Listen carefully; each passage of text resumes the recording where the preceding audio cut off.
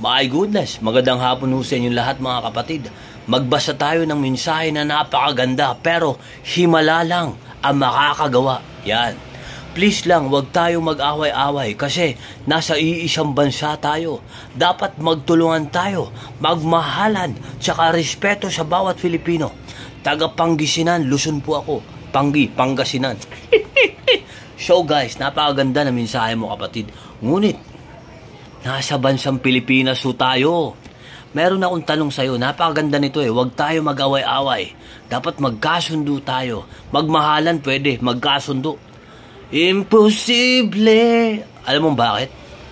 Tanong ko lang sa'yo.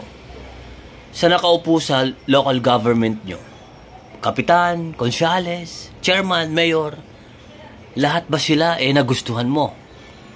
Lahat ba sila mahal mo? Lahat ba sila kasundo mo?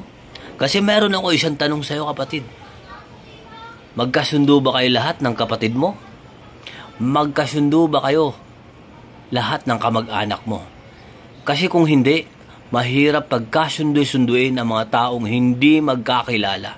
Alam mo kung bakit? Mag-asawa nga nakasal, hindi nga magkasundo paminsan-minsan, nag-aaway nga yung mga yan. Now, himala na lang ho na magkasundo-sundo ang Filipino.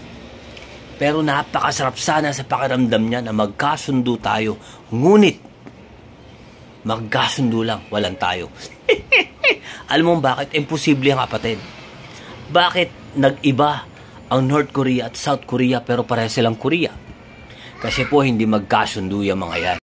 Alam mo, ang sarap sana sa pakiramdam niyan. Wala naman sigurong tao na gusto na nag-aaway-away.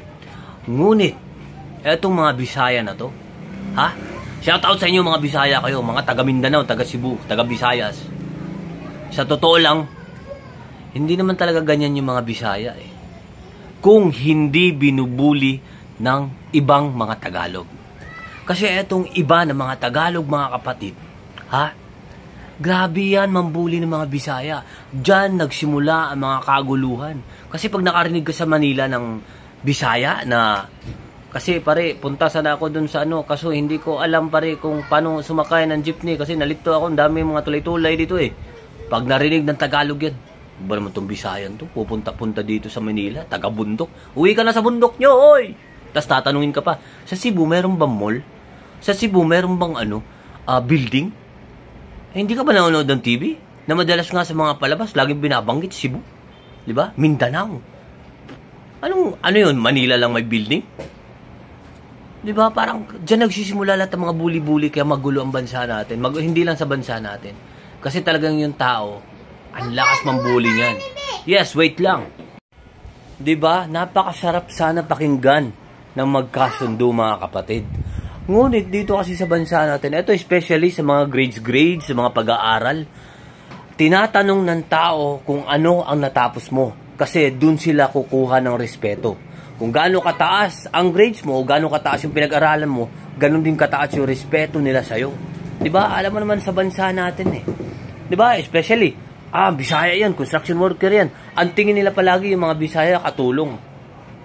Diba? Kaya tuloy sa ibang bansa, lahat na makikita mo, kahit opisyal ka pa na Filipino ka, basta makita nilang Filipino, ang tawag nila sa atin agad katulong. Mababa ang tingin sa atin. Dito rin sa bansa natin, pag Bisaya ka, kadalasan sa mga Tagalog, yung ibang mga Tagalog, especially lumaking Maynila, tingin nila sa Bisaya, maliit na tao. Ang galing, no? Kaya, masarap mong pakinggan yung magkasundo-sundo, magmahalan, dahil nasa isang bansa tayo. Pero isa lang ang wish natin dyan, himala, tol. Pag hindi binubuli ang mga Bisaya, walang gulong mangyayari. Kaso inunahan eh. Keso, gento yung mga Bisaya. Tapos, in short, ang naglinis ng Maynila, taga Mindanao. My goodness. Ewan ko lang kung anong masasabi niyo sa sinabi kung saan ako mali. Correct me if I'm wrong.